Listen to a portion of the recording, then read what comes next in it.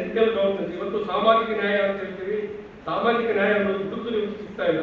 ಯಾಕಂದ್ರೆ rule speaking ಇವತ್ತು ಸಾಮಾಜಿಕ ಏನೋ ಪರಿಕಲ್ಪನೆ ಅನ್ನೋದು ಸಾಮಾಜಿಕ ನ್ಯಾಯ ಜಸ್ಟಿಸ್ ಅಂತೀವಿ, ಇವತ್ತು ಬಹಳ ಕಷ್ಟ ಇದೆ.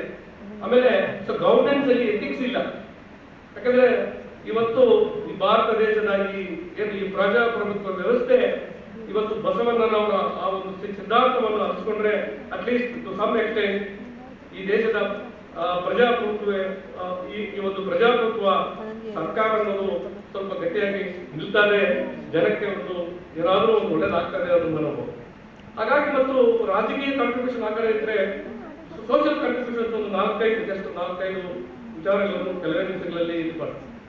ಯಾಕಂದ್ರೆ ಸಾಮಾಜಿಕ ವಿಚಾರಗಳು ಬಂದಾಗ ಫಿಲಾಸಫರ್ ಮೊಟ್ಟ ಮೊದಲಿಗೆ ಹೇಳಿದ್ರೆ ಅವರು ಈ oppose strongly the rigid caste hierarchy.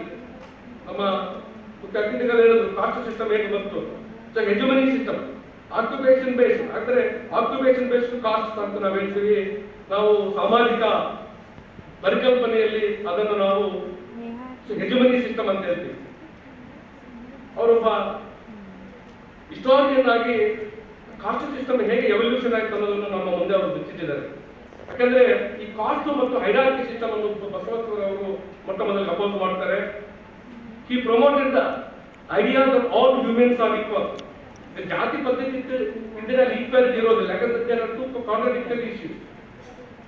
ಯಾಕಂದ್ರೆ ನೀವು ಜಾತಿ ಪದ್ಧತಿ, ನೀವು ಹೈರಾರ್ಕಿ ಅಥವಾ ವರ್ಣ ಸಿಸ್ಟಮ್ ಇದ್ದರೆ you cannot achieve, you cannot think of equality.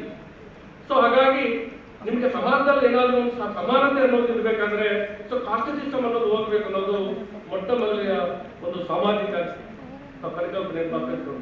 So irrespective of cost, Creed, gender ಎಲ್ಲರೂ ಒಂದೇ ಅಂತ ಹೇಳ್ತಾರೆ. ಸೊ ಆ ದಿಕ್ಕಿನಲ್ಲಿ ಅವರು ಪ್ರಾಮಾಣಿಕ ಪ್ರಯತ್ನವನ್ನು ಮಾಡ್ತಾರೆ. ಸೊ ಹಾಗಾಗಿ ಇವತ್ತು ನಾವು